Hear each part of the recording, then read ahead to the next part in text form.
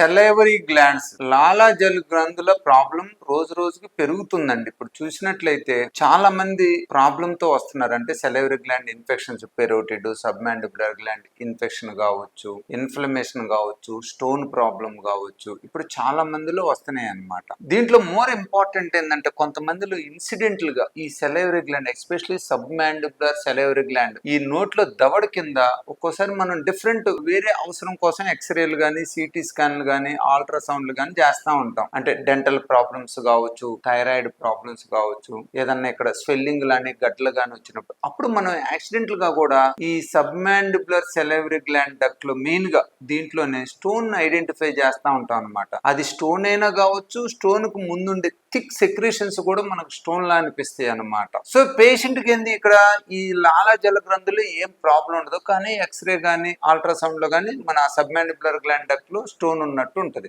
దీన్ని silent salivary gland stones అంటారంట. Salivary gland duct stones అంటే డక్ట్ లో గానీ గ్లాండ్ లో గానీ స్టోన్ ఉంటది. పేషెంట్ కి ఎలాంటి ఇబ్బంది ఉండదు అనమాట. ఈ silent salivary gland or duct stones ని మనం ట్రీట్మెంట్ ఇవ్వాలా, అయ్యా ఉన్న ప్రమాదకరం అంటే అసలు మనకి ఎలాంటి ఇబ్బంది లేదనుకోండి, ఫస్ట్ మటుకి ప్రివెంటివ్ మెజర్స్ తీసుకోవాలి. ఈ ప్రివెంటివ్ మెజర్ లో ఒకటేంది, అది పెరగకుండా ఉండటానికి, రెండోది ఉన్నది కూడా ఏమన్నా బయటికి రావటానికి. ఈ preventive or medical measures or safe measures ఏంటంటే బేసిక్ గా అంటే ఈ స్టోన్ ఉన్నా లేకపోయినా కూడా మనకి మంచిదే అంటే ఓవరాల్ కిడ్నీ స్టోన్స్ ఎక్కడ కూడా స్టోన్స్ ఫామ్ కాకుండా ఉండటానికి బాడీని డీహైడ్రేషన్ స్టేజ్ తీసుకెళ్లొద్దు. అంటే ఎప్పుడు మన బాడీ అడెక్వేట్ హైడ్రేషన్ లో ఉండాలి, నీళ్లు ఎక్కువ సార్లు తాగుతూ ఉండాలి. మన టోటల్ బాడీ హెల్త్ అనేది దీని మీద చాలా ఆధారపడి ఉంటుందండి. మన బాడీలో అడెక్వేట్ ఫ్లూయిడ్ కంటెంట్ ఉన్నట్లయితే స్టోన్స్ ఫామ్ కావు, సెల్స్ అన్ని కూడా చాలా హెల్తీ స్టేజ్ లో ఉంటాయి అన్నమాట. ఒకటి నీళ్లు ఎక్కువ తాగుతానే అలానే బాడీని డీహైడ్రేషన్ చేసే ఫ్లూయిడ్స్ ఉంటాయి. ఆల్కహాల్ కావచ్చు, కాఫీ, టీ కావచ్చు,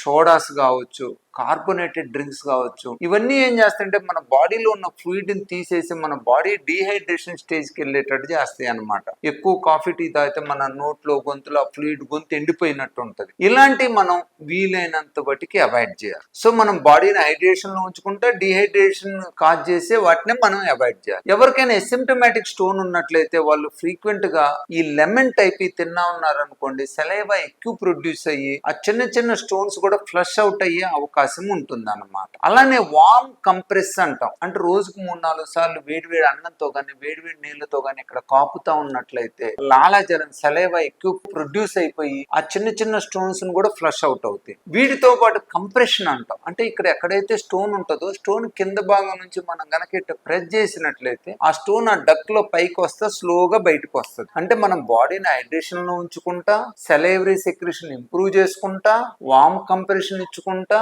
అలానే సెల్ఫ్ ప్రెషర్ కూడా చేసుకున్నట్లయితే కొంతమందిలో స్టోన్స్ దాని అంతటా బయటకు వచ్చే అవకాశం ఉంటది. కొంతమందిలో అది బయటికి రాకపోయినా పెరగకుండా ఉంటది. Asymptomatic silent salivary gland stone అంటా ఉంటాయి, సెలైవరీ డక్ట్ స్టోన్. అలాంటివి కూడా మనం ఇమీడియట్ గా ఇంటర్వ్యూన్ చేయాల్సిన అవసరం లేదు. కానీ ఎప్పుడైనా కూడా మనకి నొప్పి వచ్చినట్టు అనిపించినా, గ్లాండ్ లో ఇన్ఫ్లమేషన్ వచ్చినా, ఇన్ఫెక్షన్ వచ్చినా, స్వెల్లింగ్ వచ్చినా కూడా మనం వాటిని సింపుల్ సైల ఎండోస్కోపీ విధానం ద్వారా ఆ స్టోన్స్ ని తీసేయచ్చు అనమాట. రేర్ గా పెద్ద స్టోన్స్ ఉంటే మనం సర్జరీ ద్వారా లోపల నుంచి కానీ బయట నుంచి కానీ చేయాల్సి వస్తుంది. మోస్ట్ గా silent salivary gland duct stones ఉన్నట్లయితే దానికి మనం డాక్టర్ సంప్రదించి డాక్టర్ సూపర్విజన్ లో మనం ప్రివెంటివ్ మెజర్స్ చూసుకుంటా రెగ్యులర్ గా డాక్టర్ పర్యవేక్షణలో ఫాలో అప్ లో ఉన్నట్లయితే 3 months 6 months కు దాన్ని ఎప్పుడన్నా అవసరమైతే సర్జరీ ద్వారా తీసేస్తారు. ఒక్కోసారి దాని అంతటా అదే బయటకు వచ్చినా కూడా మనకు తెలుస్తుంది అనమాట. కానీ స్టోన్ ఫామ్ అయ్యే వాళ్ళందరూ కూడా బాడీని డిహైడ్రేషన్ స్టేజ్ పోకుండా నీళ్లు ఎక్కువ సార్లు తాగుతా బాడీని హైడ్రేషన్ స్టేజ్ లో ఉంచుకోవటం మంచిది. ఎవరికైనా కూడా సెలైవరీ గ్లాండ్ ప్రాబ్లమ్స్ ఉన్నా, సెలైవరీ గ్లాండ్ స్టోన్ ప్రాబ్లం ఉన్నా,